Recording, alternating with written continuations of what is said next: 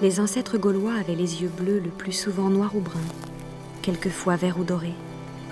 Ils étaient vaillants à la lutte au point de s'imposer pendant 300 ans à une partie de l'Europe, manquant même de s'emparer des oies du Capitole, ce qui eût stoppé net l'expansion de Rome. Mais une chose est sûre, c'est qu'au milieu du 1er siècle avant Jésus-Christ, en dépit de leur rage guerrière, ils durent plier devant l'organisation supérieure et la ténacité des légions romaines et de leurs stratèges. De cet événement capital, nous ne connaissons que la version du vainqueur, nécessairement orientée, destinée à mettre en avant les exploits du proconsul César en Gaule. Mais un récit que dans ses grandes lignes on ne peut contester. De ce moment, c'est le commencement de la fin pour la dite civilisation celte. Une appellation récente. Jusqu'à il y a peu, les Gaulois, c'étaient ces peuplades hirsutes venus de l'Est, qui capitulaient moins devant les troupes de Rome que devant les bienfaits d'une société aux mœurs plus douces.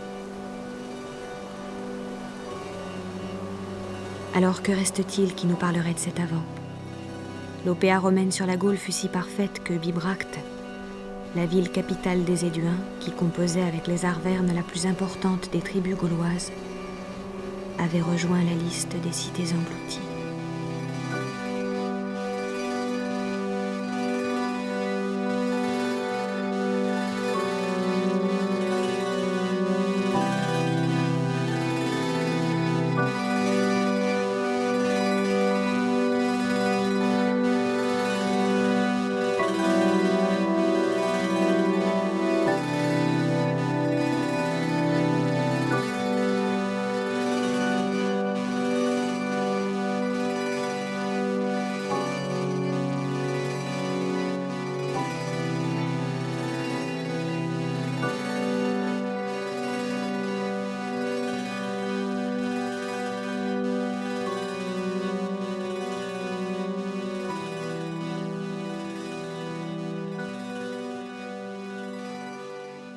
Ce qui me frappe surtout, c'est, et ça me frappe chaque fois que j'arrive, c'est l'espèce de majesté de cette énorme colline, à la fois collée au Morvan mais détachée du Morvan, et qui s'impose comme quelque chose d'assez majestueux, large, comme une énorme tente. Et puis alors bien entendu, c'est en automne que je préfère y aller, avec les hêtres, qui sont des arbres que j'aime beaucoup. La forêt ? Non, on éclaircit jusqu'à vers la clairière là-bas. Vers la clairière là-bas. Oui, oui. Et après, tu laisses comme c'est. Oui. Et donc le puits est par là-bas. Par là-bas, oui, juste vers la souche là-bas l'arbre déraciné là-bas. Tu vois ? Derrière la souche. Oui, oui. Donc là-bas, on pourra fouiller après. Oui. On aura suffisamment. Mmh. Et ben c'est bien. Non, ben, ce qu'il me faut dans la vallée de la Combe-Chaudron, c'est pour avoir tous les reliefs. Donc la seule solution, je pense, c'est retirer le maximum d'arbres pour qu'on ait une vision la plus claire. Je crois qu'on se souvient qu'on est arrivé tous au Beuvray, à 4 pattes, on disait le rempart, personne ne le voyait. On ne voyait pas les terrasses, on ne voyait pas les voies. On ne trouvait pas la pierre on de la ville. On ne trouvait pas la pierre de la ville. Donc je crois que maintenant, c'est... Bon, je sais que je suis très iconoclaste, puisqu'on parle toujours de la forêt, mais si on veut comprendre la ville, de toute façon, il n'y avait pas d'arbres. Si on veut comprendre les reliefs, ça commence à sortir. Moi, je regardais là, justement là, derrière nous au parc aux Choux. Là, je commence bien à voir les terrasses des maisons, mieux qu'il y a 15 ans. Donc, je suis très très content que toute la Combe-Chaudron, on puisse avoir du haut, parce que je crois qu'on va voir toute l'organisation du secteur en terrasse et puis tous les îlots. La première fois que je suis venu sur le Beuvray, c'était une réunion de notre équipe du CNRS sous la conduite de Jean-Paul Guillaumet, qui étudiait le site depuis plusieurs années. Et il nous a guidés à travers une forêt presque impénétrable, des sapinières qui n'avaient pas été entretenues, donc avec des branches basses extrêmement serrées, une atmosphère sombre, donc, où la lumière pénétrait peu, et puis ce relief difficile à maîtriser quand on ne connaît pas le site, parce que ça monte, ça descend un peu partout, et on ne sait jamais très bien sur quel sommet on se trouve, si on descend, si on sort du site ou pas. Je me souviens, c'était un dimanche avec Olivier, on a implanté la fouille, et donc Olivier, comme c'était ma maison, avec Olivier Buchenchus, comme on a donné chacun symboliquement le premier et le deuxième coup de pioche de ce site, parce que Olivier Bux aussi travaille depuis très longtemps sur les Opilas, et donc on est très très liés sur ce projet de Brett.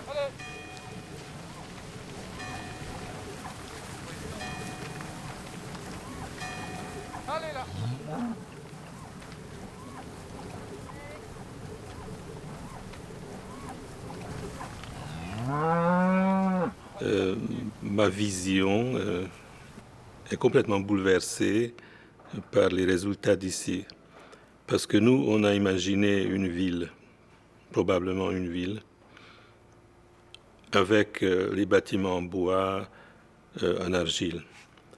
Et depuis la découverte du bassin, on peut imaginer, et j'imagine aussi, des bâtiments en pierre. Alors c'est important parce que les artisans, on a toujours dit qu'ils vivaient dans des masures, c'est normal, les artisans vivent dans des masures, sans aucune organisation, et dans un bordel le plus complet. Alors qu'on se rend compte qu'ils sont dans des îlots, qui sont un peu plus petits que ça, qui font, on va dire, apparemment 30 sur 30, avec une partie maison, une partie atelier, une partie grange et remise, et une cour. Donc pas du tout la masure, les bouges infâmes où ils sortent. Même Bulliot avait écrit un moment qu'il rentrait, pour certaines maisons, il rentrait par le toit. Ce qui devait être très chouette l'hiver. Je me suis trompé de maison.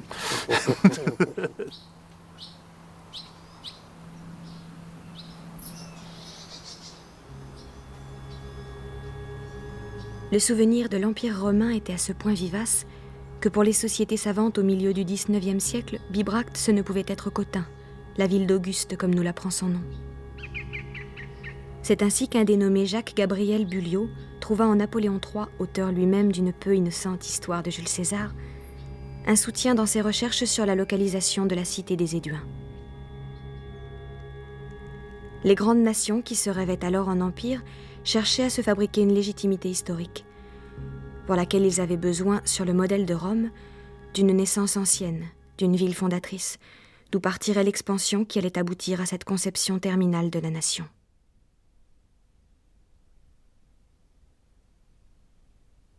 Jacques-Gabriel Bulliot est notre modeste Schliemann. Cet archéologue allemand qui, après avoir fait fortune dans le commerce, se mit en tête de retrouver la ville de Troie en prenant à la lettre le récit d'Homère. Bulliot, lui, était négociant en vin.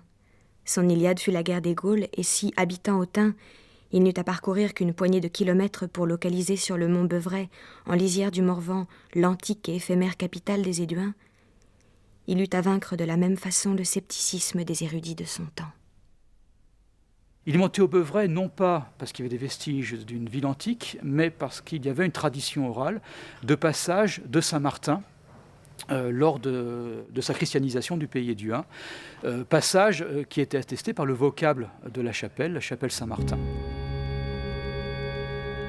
Donc il est venu étudier les ruines de cette chapelle pour voir s'il n'y avait pas des traces d'un temple gallo-romain qui aurait été christianisé, et de fait ça a été le cas, mais en montant sur ce site, il a interrogé les agriculteurs locaux, parce qu'à cette époque, Bibracte le mont Beuvray était bien moins couvert de forêts qu'il l'est aujourd'hui. Il y avait encore beaucoup de pâturages et probablement, dans une certaine mesure, des terres cultivées.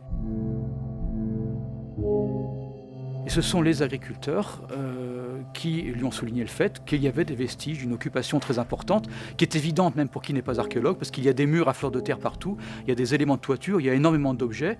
Et Bulliot s'est avéré quelqu'un d'extrêmement rigoureux dans sa méthode de travail et d'extrêmement tenace. Il faut imaginer qu'il a fouillé pratiquement tous les ans, de 1867 à 1895, avec des campagnes de plusieurs mois chaque année, pendant toute cette période, et une documentation de fouilles amassée de façon extrêmement précise et minutieuse tout au long de ces années.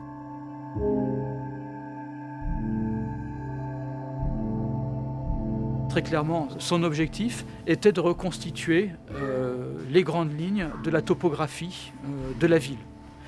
Une ville dont il a immédiatement cerné les grandes limites, en identifiant ce qu'on appelait les fossés du Beuvray aux fortifications. Les premières fouilles sont consacrées aux remparts et une des portes principales de la ville, la porte du Rebou. Alors j'imagine que pour lui, d'une certaine façon, ça a dû être le grand frisson, dès les premiers coups de pioche qu'il a pu donner en 1867, de dégager les vestiges d'un rempart et d'arriver à montrer tout de suite que ce rempart de Bibracte correspondait trait pour trait au Murus Gallicus, donc le mur gaulois décrit par César à propos de la ville gauloise d'Avaricum, Bourges aujourd'hui, avec donc ce parement de pierre, mais surtout ce qui était tout à fait insolite pour un Romain, qui est une armature faite de bois entrecroisé. Et ça, Buyold l'a mis en évidence dès sa première campagne de fouilles, ce qui n'était pas du tout évident, parce que bien évidemment, le bois de ce rempart n'était pas conservé, donc il fallait un regard acéré, un véritable sens du terrain, pour arriver à comprendre ces vestiges. En Gaule, ces remparts sont généralement établis de cette façon. À même le sol et tout le long, on dispose perpendiculairement à la façade une rangée de grosses poutres. On laisse entre chacune un intervalle de 2 pieds, puis on les solidarise à l'intérieur de l'ouvrage avant de les recouvrir de terre. Le revêtement est obtenu en insérant des blocs de pierre dans les interstices ménagés entre les poutres. Dans sa diversité, l'aspect offert par cette muraille n'est pas laid, mais surtout ces murs sont particulièrement efficaces pour la défense des villes. La pierre exclut l'incendie.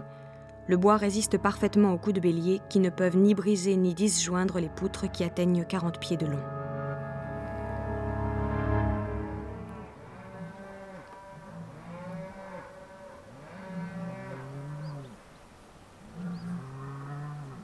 Quand je ferme les yeux, pas en voiture, mais quand je ferme les yeux et que je le vois de loin, je me représente les remparts, parce que donc ils forment quand même une énorme bosse, donc ces remparts.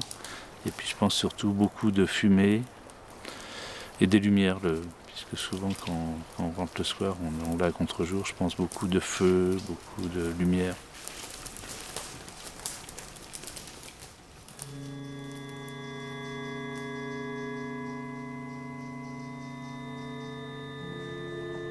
Le rempart de Bibracte, pour un non-spécialiste, quelqu'un qui n'est pas habitué à ces fortifications en terre, est quelque chose d'assez discret, qu'on ne découvre pas comme ça facilement.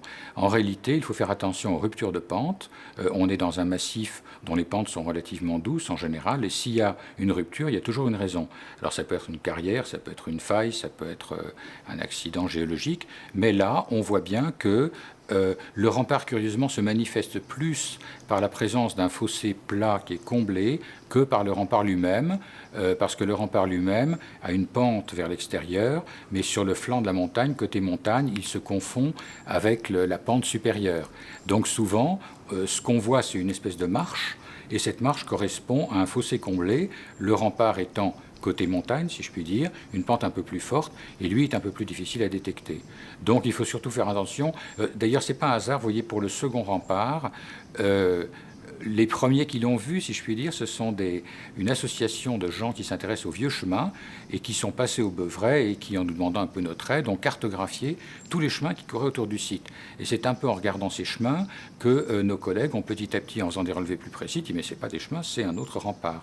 Donc la marche que dessine un chemin sur la pente peut se confondre avec la marche que dessine un fossé comblé. Cette permanence du lieu dans les mémoires, c'était signé. Bibracte et Beuvray, il n'est pas besoin d'être féru d'étymologie pour noter la parenté. Il suffisait de lever les yeux. On peut penser que pour l'implantation d'un pouvoir toujours d'essence sacrée, symboliquement un sommet s'impose. La proximité plus grande avec le ciel, la hauteur de vue, sa présence repérable par tous les sujets, sa position privilégiée qui lui fait embrasser du regard les Alpes, les monts d'Auvergne et le bassin parisien, le refuge qu'il constitue par sa difficulté d'accès, tout concourt à investir un tel lieu dominant dès lors qu'il s'agit de manifester l'expression d'une puissance supérieure. La première tâche des premiers arrivants, ce fut donc de le marquer, ce sommet, de le ceinturer. Moins d'une ligne de fortification, puisqu'il n'y avait rien à défendre, que d'un torque. Sur cet épaulement si caractéristique du mont Beuvray, on plaça une ligne circulaire, un collier, qui représente toujours le coup à découper selon les pointillés des perles. Le guerrier gaulois collectionnait la tête de ses ennemis. Ce torque posé sur la montagne par d'acharnés coupeurs de tête, c'est aussi la couronne tombée sur les épaules du décapité.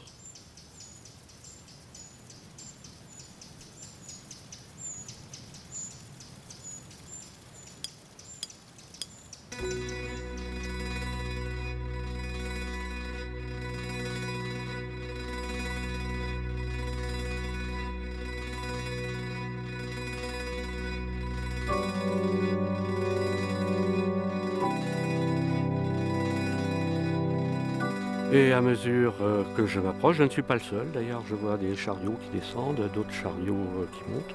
Eh bien, je suis de plus en plus impressionné par la muraille qui grandit, par ces portes énormes, par cette voie qui fait, je ne sais pas quelle mesure il faudrait que j'emploie pour l'Antiquité, mais qui fait quelque chose comme 18 à 20 mètres de large. Et probablement, je commence à entendre des bruits qui sont des bruits de métal, forgerons qui tapent sur l'enclume, des gens sans doute qui criaillent plus ou moins. Et en effet, dès que j'entre, je suis dans un monde où l'artisanat à droite et à gauche occupe une place fantastique. Et j'ai la chance d'arriver un jour où il y a un rassemblement, c'est-à-dire une foire.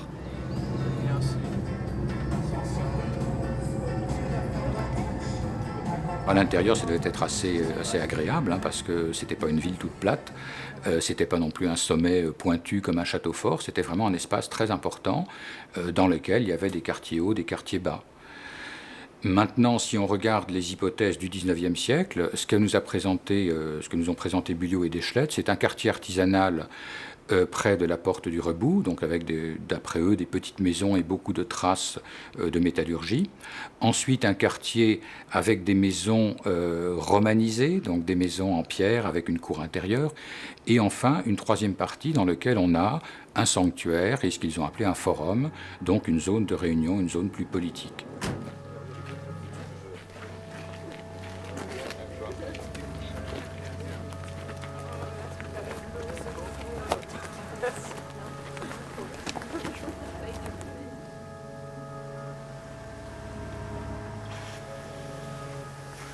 Les gens du second âge de fer ne tenaient pas en place.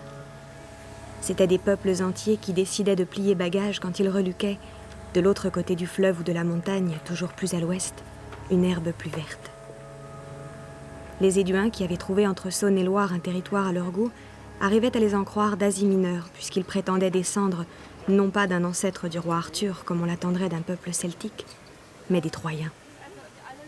Comme les Romains, qui du coup accordèrent à ces drôles de cousins un brevet de consanguinité, le statut envié de frères de sang.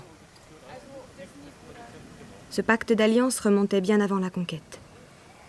Et toujours d'actualité, puisque César et les Éduins y font sans cesse référence. On s'étonne moins que pour arrêter plusieurs milliers d'Helvètes pris par la bougeotte et désireux de s'établir en Saintonge, les mêmes Éduins aient choisi de faire appel aux grands cousins, c'est-à-dire à Rome et aux légions de l'ambitieux proconsul. Le cheval de Troie est aussi à Bibracte.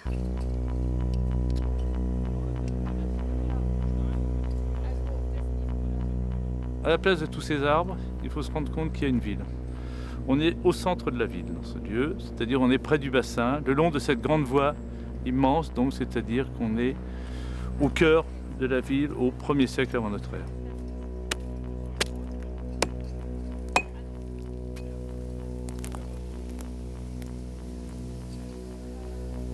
On monte un peu au-dessus et on fouille, disons, sur le couvent. Et sous le couvent, on tombe sur donc, ce monument à colonnes qui est complètement incroyable, puisque des colonnes comme ça, on voit ça à Grenoble, on voit ça dans le sud, on ne bouge pas, mais ici, on est un peu tétanisé.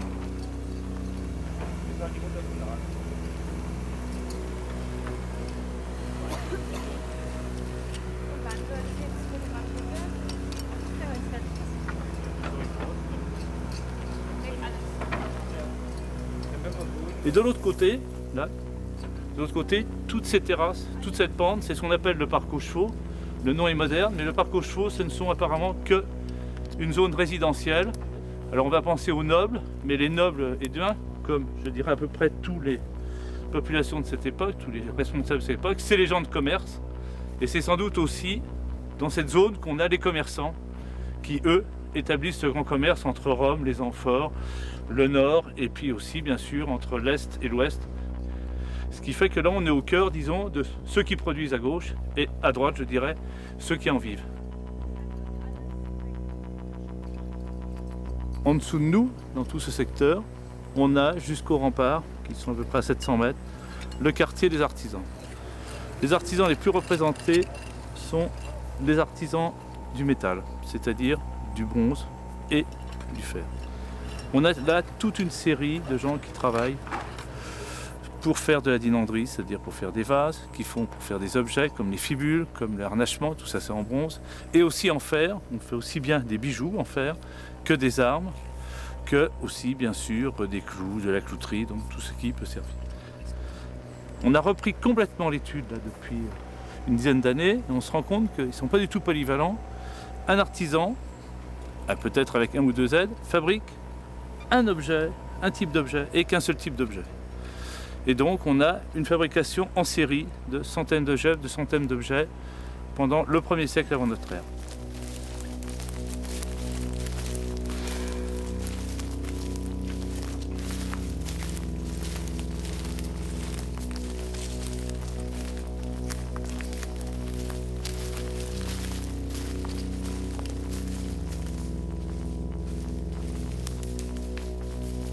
La question aussi qu'on se pose, c'est pourquoi tous ces artisans au Beuvray? C'est qu'il y a 2 ans, on a trouvé ce qu'on appelle des minières dans les pentes du Morvan, c'est-à-dire sur les filons de quartz, une exploitation des minerais, l'or, l'argent, le cuivre, le plomb. Et ces minières, au Beuvray, il y a une particularité, elles passent sous les remparts, elles sont comblées par les remparts et par les structures de la période des Oppida, c'est-à-dire du 1er et 2e. Donc, minières plus anciennes. Alors, depuis 2 ans, j'échafaude des hypothèses, parce que notre métier c'est échafauder des hypothèses, les proposer aux collègues, qui leur sautent, qui essayent de les détruire, et on recommence, et ça marche. Donc, l'hypothèse que je propose, c'est au début, on a des mines, une exploitation du minerai, on fait des lingots, les gens qui exploitent tout ça se disent qu'aussi ils peuvent faire la transformation, donc on commence la transformation, ces transformations attirent d'autres artisans, et quand on arrête d'exploiter les mines, peut-être s'il n'y a plus de métal, le savoir-faire des manufacturiers, des gens qui fabriquent les objets reste, et donc on continue à profiter de ce savoir-faire pour le développer et faire du commerce.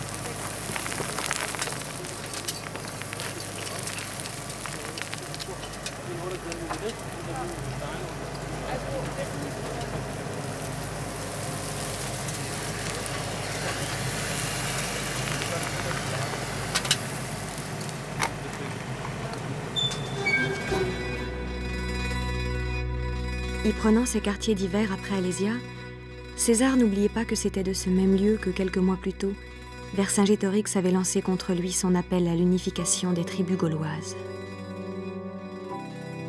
Bibracte est aussi cet écritoire humiliant où fut enregistré le communiqué de victoire du conquérant. Le nouveau maître de la Gaule y est aux premières loges pour décrire la méthode gauloise d'édification des murailles, étudier l'organisation politique des tribus ou s'informer sur la formation des druides. On peut même penser que s'il ne nous en dit pas davantage sur la ville elle-même, dont il dut occuper la plus belle villa, c'est qu'elle ne représentait rien de remarquable aux yeux d'un Romain, c'est-à-dire qu'elle ressemblait à l'idée qu'on se faisait à Rome d'une grande cité.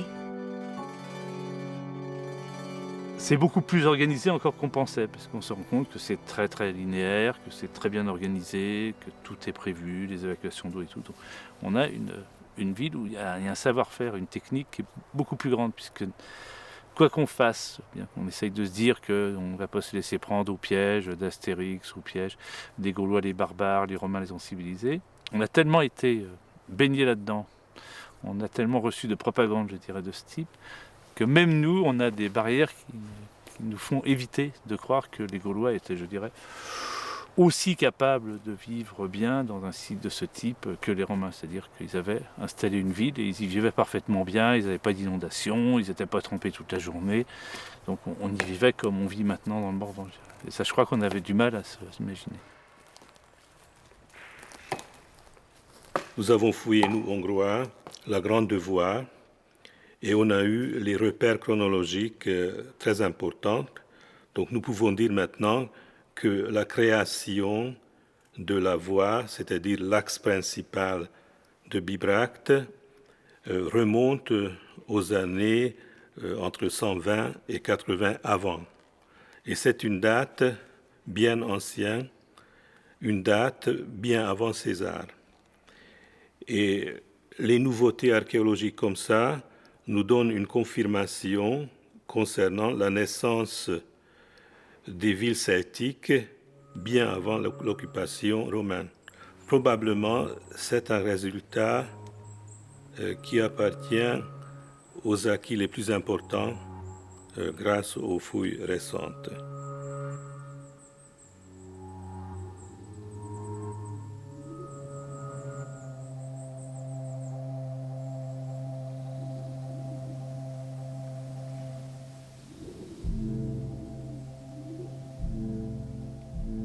Jusque-là, les Gaulois étaient ces faire-valoir de César qui n'avait inventé ni l'écriture ni la cheminée, se contentant de faire un trou dans le toit pour évacuer la fumée.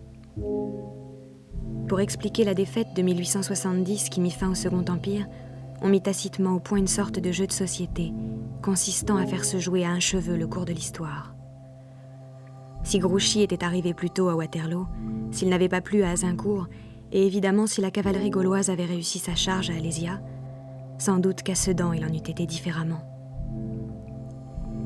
Soudain, les vaincus d'aujourd'hui trouvaient des vertus aux vaincus d'hier. Du coup, Vercingétorix se transforme en un brouillon maudit de l'homme providentiel. Glissant de l'esprit de résistance à l'esprit de revanche, les humiliés du jour préparaient, sous le regard vindicatif et déterminé du chef Arverne fixant de sa prison romaine la ligne bleue des Vosges, la reconquête de l'Alsace-Lorraine. Et la guerre de 70, certains nous racontent l'avoir vécue dans leur école primaire avec leur instituteur qui racontait, en lisant La guerre des Gaules, les événements qui se déroulaient à la même époque et qu'ils venaient d'apprendre par les journaux. Alors là, les Romains, c'était les Allemands. César, c'était Bismarck. Vercingétorix, c'était Gambetta. Donc vous voyez, vous avez un écheveau extraordinairement compliqué et 1000 interprétations qui sont possibles, mais qui sont toujours de l'ordre de l'irrationnel et de l'ordre de l'émotionnel. Et tout ça, je pense, a duré jusqu'à il y a relativement peu d'années. Les gens de ma génération ont appris dans l'école primaire le message qu'on apprenait en 1880 à peu près avec la grande diffusion des manuels. Maintenant c'est un peu différent, l'histoire ancienne a tellement perdu de place dans l'enseignement primaire et encore plus dans le secondaire. Et puis l'influence de la bande dessinée joue un tel rôle que je crois l'esprit de nos enfants et de nos petits-enfants sont assez libérés de ce qui a pu être ancré en nous, surtout au moment où l'Europe est en train non seulement de se faire, mais de se solidifier. Reste que rôde un petit peu partout toujours cette espèce d'image de Gaulois qui représente la liberté, un petit peu de folie, c'est-à-dire au fond des restes de sauvagerie et de barbarie face à un monde policé qui est le monde méditerranéen.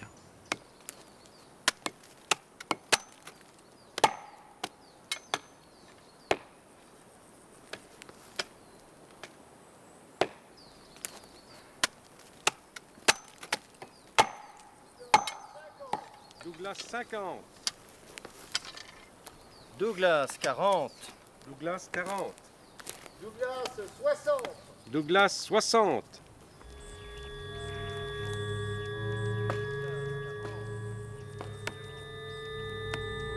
Je passe mon temps à essayer de deviner dans les couleurs des verres, les remparts, les terrasses, tous les reliefs, parce que les arbres ne poussent pas de la même façon suivant les reliefs et suivant les moments de la journée, les soleils ou les nuages. on a vraiment des paysages très très différents et des couleurs différentes. Pour moi, c'est déjà des couleurs, le Beuvray, c'est le vert des sapins, le vert plus clair des feuillus.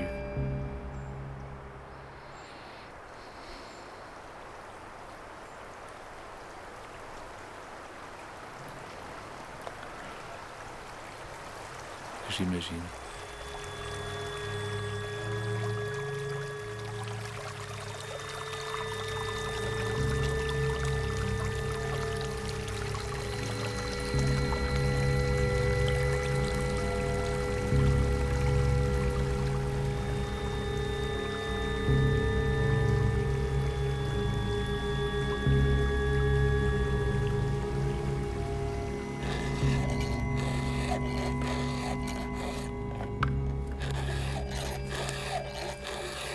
L'intérêt du Pays Éduin et de Bibracte, c'est qu'on est à 1200 km de Budapest, à 1500 de Kiel, mais on est à 1200 de Brest et à 1200, je dirais, de Madrid. Donc c'est une zone, disons, entre la France centrale surtout, la Suisse, l'Allemagne du Sud, puis on continue par la Bohême et l'Autriche, et on arrive en Slovaquie et la Hongrie, et finalement dans la zone subcarpatique. Donc c'est à peu près cette zone. Donc c'est quand même une zone très très longue. On pourrait dire 3200 km en longueur, à peu près. La Gaule, c'était ça. Et puis César est arrivé, il a conquis un pays, et comme on fait beaucoup de conquérants, il a dit « j'ai conquis quelque chose d'homogène et ça s'appelle la Gaule ». Et depuis lors, nous avons dans la tête l'idée d'une Gaule qui a une frontière, et Dieu sait que cette frontière a compté au cours des siècles, le Rhin. Mais à l'époque qui nous intéresse, à l'époque où se crée Bibracte, en réalité, nous avons une mosaïque de peuples, de dimensions d'ailleurs relativement variables, qui proviennent de migrations qui remontent à on ne sait combien de centaines et de centaines d'années, qui sont apparentés par la langue, ce qui ne veut pas dire qu'ils parlent une langue unique. Ils ont des langues qui remontent à ce qu'on appelle le celtique, un peu comme le français, l'italien, l'espagnol remontent au latin. Bon. Donc nous avons une mosaïque de peuples, et ce dont nous parlons, et que nous appelons la Gaule, en fait, c'est l'extrémité occidentale de ce vaste ensemble.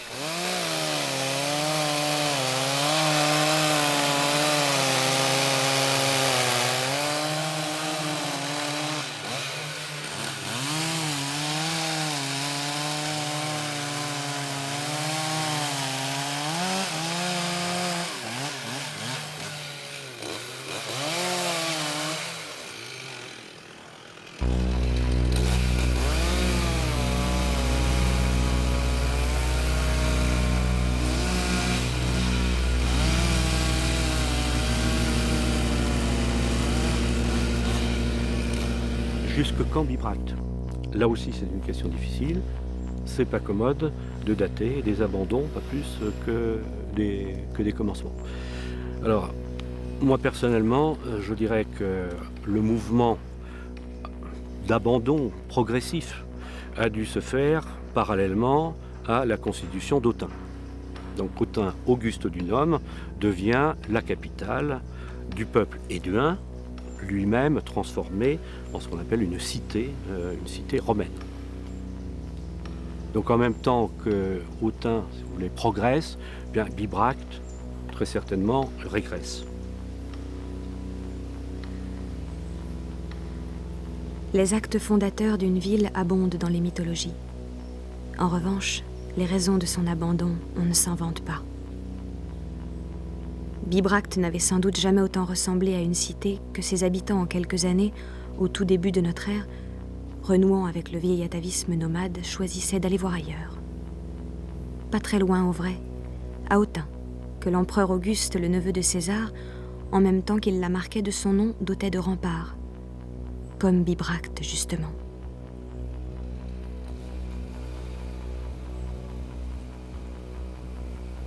Peut-être les mines au pied du Beuvray donnaient-elles des signes d'épuisement, ou les forêts, à force d'être sollicitées, avaient-elles repoussé si loin leur lisière qu'il n'était plus tenable de demeurer au perché.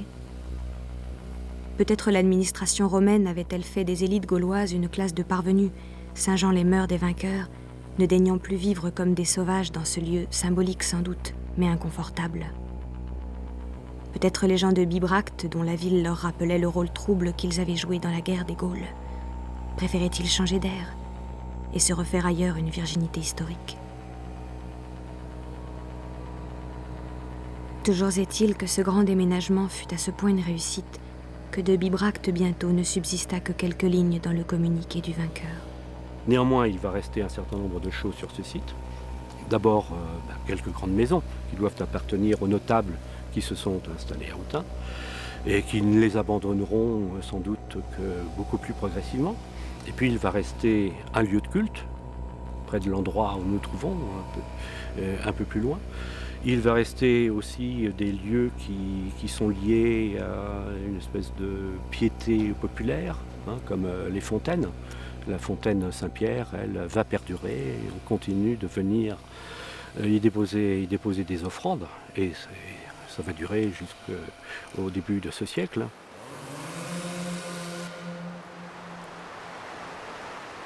De Troyes, il ne restait rien, de Bibracte non plus.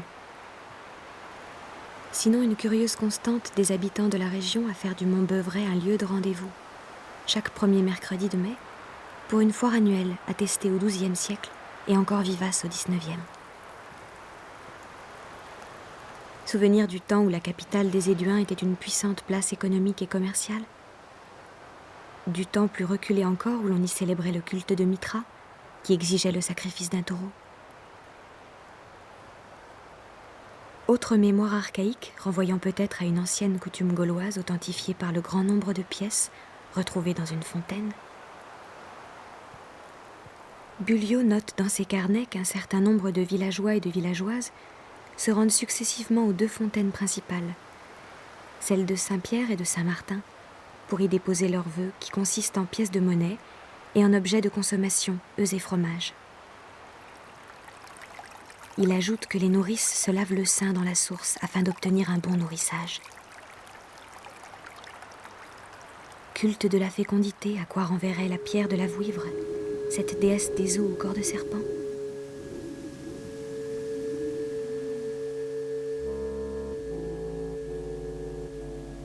Saint-Martin, l'homme au manteau partagé, y prêcha. Puis ce fut au tour des franciscains de s'y installer, confirmant l'intérêt du lieu pour la chose sacrée.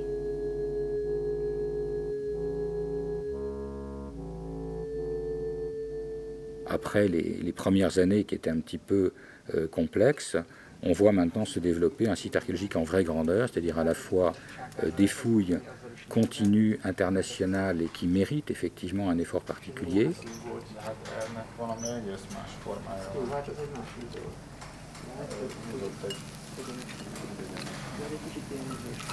Ça paraissait impossible de pouvoir avoir les moyens de fouiller un site de cette taille et surtout d'avoir les moyens de vraiment le fouiller en grand. Bon, parce qu'ici, quand vous faites une fouille de 5 mètres sur 5 mètres, c'est une petite pointe d'épingle dans un gisement gigantesque.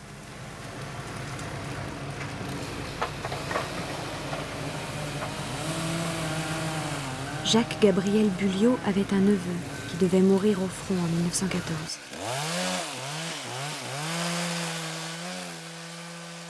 Il s'appelait Joseph Deschlette, travaillait dans le textile et poursuivit l'œuvre de son oncle.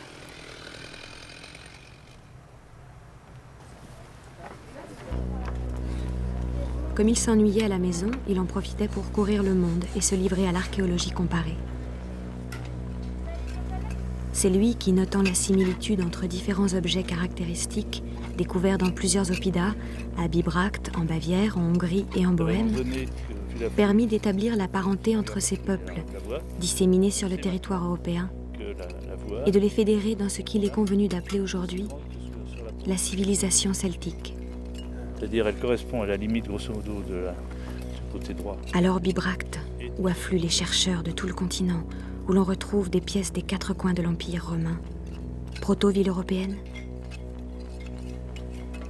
Et cette invention récente d'une civilisation celtique, revanche des peuples du Nord sur la latinité, à l'heure où triomphe le modèle anglo-saxon.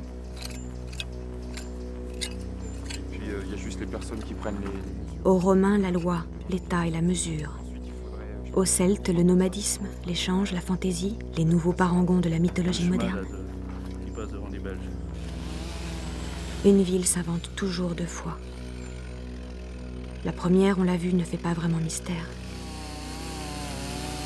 Mais la seconde, 133. Pourquoi y revient-on? Pourquoi se réapproprier un lieu que ses habitants naguère jugèrent à ce point incommode qu'ils le quittèrent?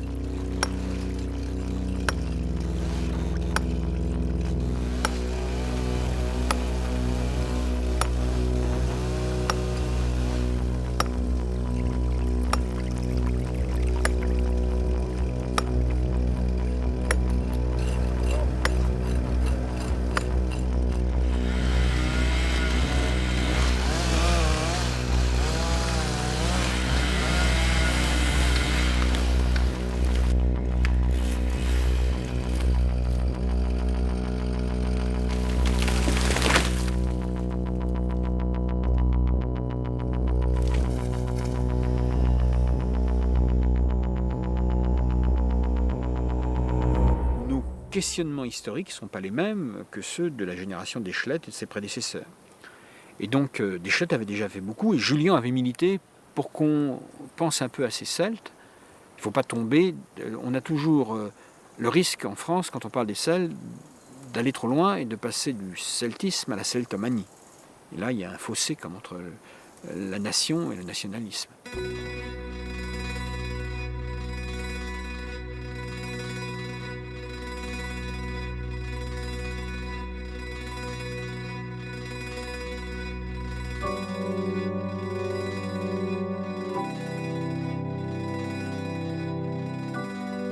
Il est clair que notre enseignement de l'histoire a été extrêmement dépendant d'un modèle gaulois qui était tiré de la guerre des Gaules et qui n'a pas de réalité.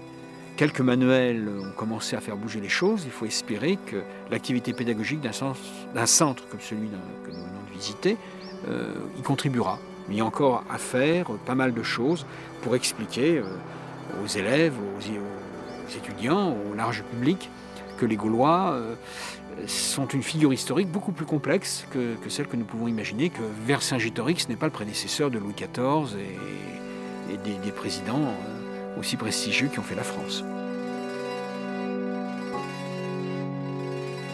C'est l'idée qu'on remplace l'histoire-bataille par l'histoire-problème. Et donc les Celtes sont une part du problème des paysages et de l'histoire de la Gaule.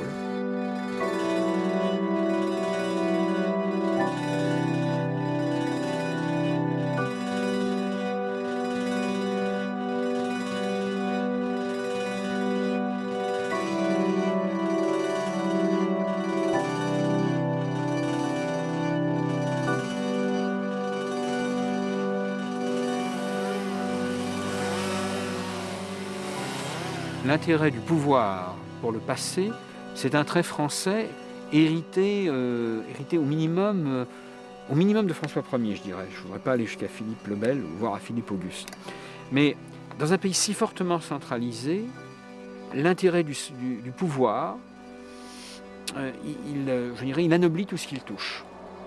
Et donc le centre dans lequel nous sommes est fort bien équipé, fort bien structuré. Il le doit à une grâce présidentielle. Mais au XXe siècle, et surtout à la fin du XXe siècle, lorsque François Mitterrand devient président de la République, il est évident que ça prend une toute autre signification, on l'a dit tout à l'heure, une signification européenne. Il faut montrer que l'idée de nation est en train de changer.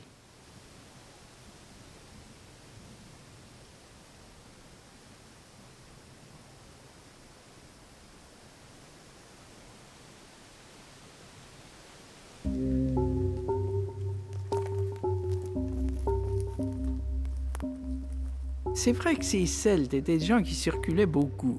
C'était des gens qui marquaient l'espace et puis allaient un peu plus loin, et puis revenaient, et puis se déplaçaient. Ils étaient souvent d'ailleurs attaqués, en particulier par les Germains, les Séquanes, etc. Bon. Mais ce qui était important, c'est qu'ils avaient toujours la capacité de maintenir leur culture à l'échelle de l'Europe. Et donc, ce qui est très sain dans le Mont Beuvray, c'est l'idée qui a présidé dans le projet actuel, l'idée qui a présidé à la restitution de l'hôtel des Gaules au sens de ses fondateurs, a été d'inviter des savants, des Espagnols, des Hongrois, des Italiens, parce que l'expansion celte, elle s'est moquée des frontières nationales de l'Europe, et donc nous avons conscience que la nation a un sens culturel, social. Nous savons qu'un Français n'est pas un Allemand et n'est pas un Italien, mais nous savons en même temps que cette réalité-là, qui est diverse et multiple, elle est chez nous traversée par d'autres réalités, et que si nous voulons les comprendre, il faut faire une histoire dénationalisée.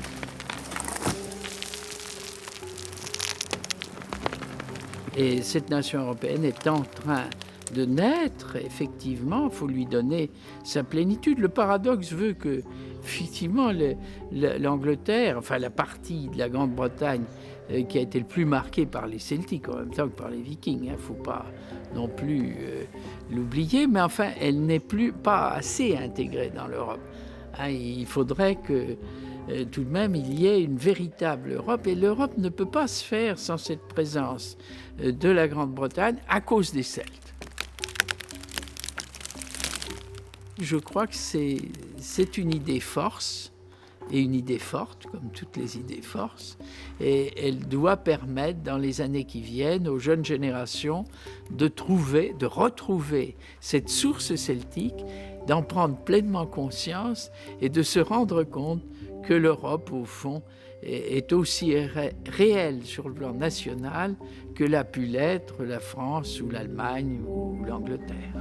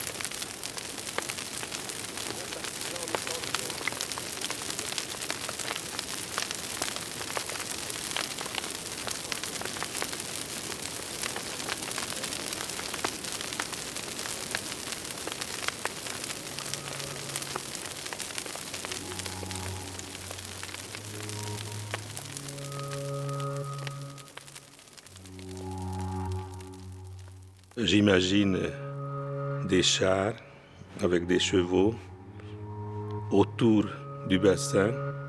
C'est vraiment un spectacle tout à fait extraordinaire. Donc c'est une vision quand même très éclectique qui reflète probablement mes rêves et aussi mes expériences. Donc c'est une vision provisoire.